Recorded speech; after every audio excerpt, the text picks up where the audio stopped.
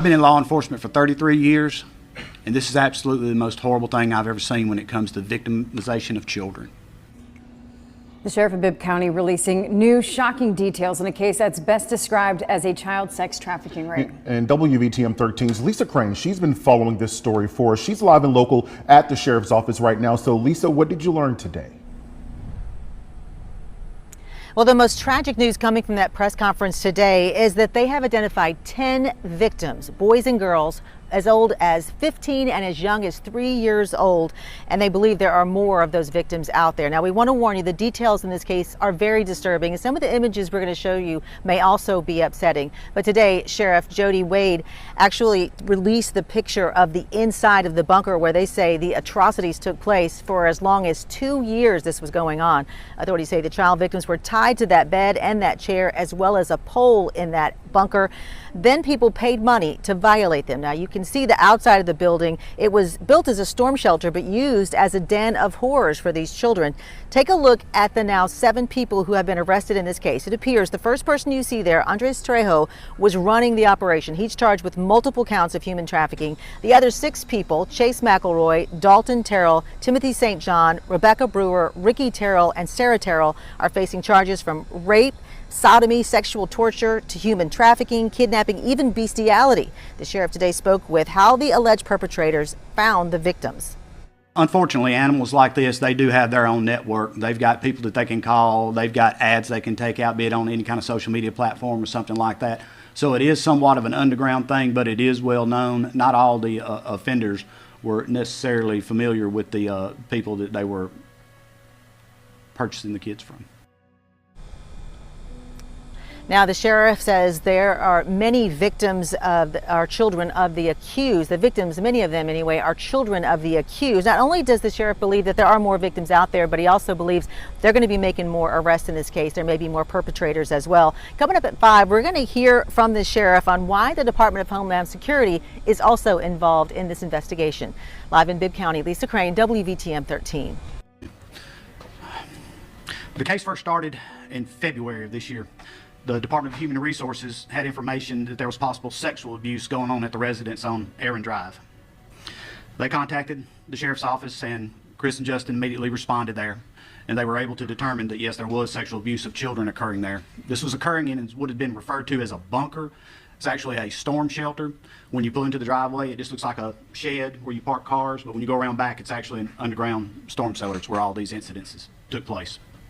They were able to interview the first suspect, William Chase McElroy, and as a result of that, they located another suspect, Dalton Terrell. He confessed and gave more information that led to it being opened as a human trafficking investigation. After that, new allegations resulted in the arrest of Timothy St. John, Rebecca Brewer, Sarah Terrell, and Ricky Terrell. So as it stands right now, the total number of victims are 10. Unfortunately, we expect more victims to be found. We're looking right now at 7 individuals that have been charged with a variety of horrible crimes.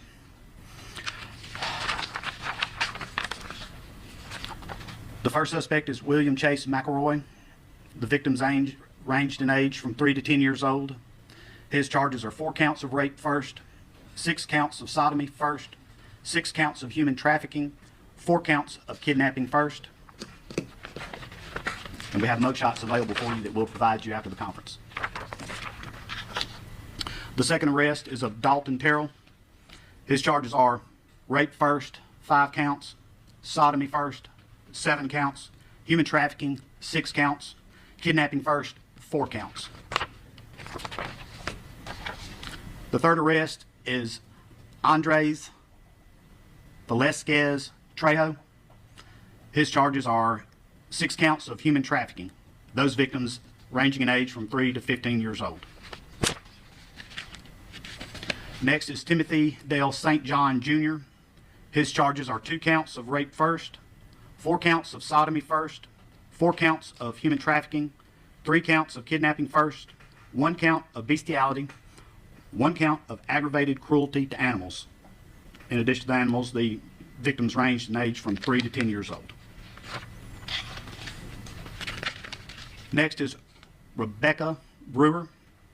Her charges are 8 counts of human trafficking, 8 counts of kidnapping first, 3 counts of sexual torture. Next arrest is Ricky Terrell. His charge right now is 1 count of rape first. We anticipate more charges on these other ones as they have just been arrested last night and have not been to grand jury yet. The final arrest made, Sarah Louise Terrell. Her counts thus far, 1 count of sexual torture and 2 counts of sexual abuse of a child less than 12 years old. There's a lot of people to thank in this investigation. In addition, we'd like to thank our DA's office, the 4th Judicial District Attorney's Office, the Central Alabama Child Advocacy Center that helps with interviewing the small victims in this case, the Alabama Fusion Center that helps us get all this information together and get us a timeline going and help organize everything, Bibb County Department of Human Resources, they've been invaluable, the Department of Homeland Security, as we're looking into possible gang affiliations with one of the suspects that's been arrested, known ties to a gang that's known their main source of income is child sex trafficking. And our 911 dispatchers, they do a tremendous job and they do so much for us other than just answer the radio and tell us where to go. Right now, the children, the victims that we have identified, have been removed safely when this immediately was made aware, and they are in the Department of Human Resources in their custody, and they are safe and being cared for and speaking with counselors to help them get through this horrible thing that's happened to them. It's still an ongoing investigation, and we anticipate more arrests and, unfortunately, more victims. That's most of the information that I can share with you now, but I'd be glad to take a couple of questions if I could answer them. Yes, ma'am? How are all these people connected? I know there are some with the same last name, but I think some even with different last names, they're in-laws and that kind of thing. Can you kind of lay that out for us?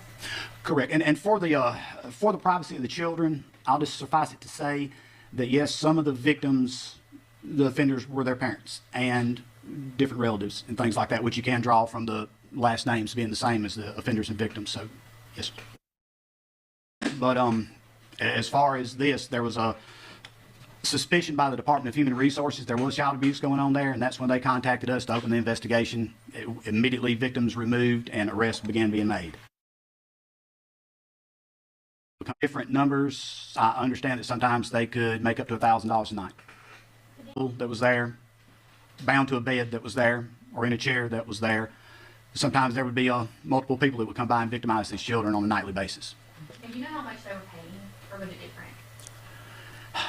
We've heard different numbers. I understand that sometimes they could make up to $1,000 a night. The DA says that there's maybe up to 12 more men involved. Is there any way to track down these men, or do you have any leads on it? And what about those who purchased the images from the last bus trio? That is out to invest started.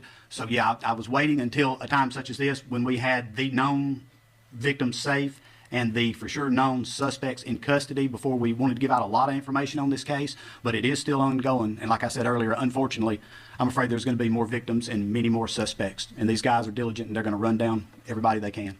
Besides the victims whose parents were involved that you mentioned, those who maybe didn't have parents involved, are there any knowledge of their, were they knowledgeable of this going on, and could any criminal charges be brought against them? That is something that will be part of the ongoing investigation. I do not think that anybody that was not involved in this directly was aware that it was going on. How many additional victims do you anticipate? If you had 10 already, how many additional do you anticipate? There's no telling.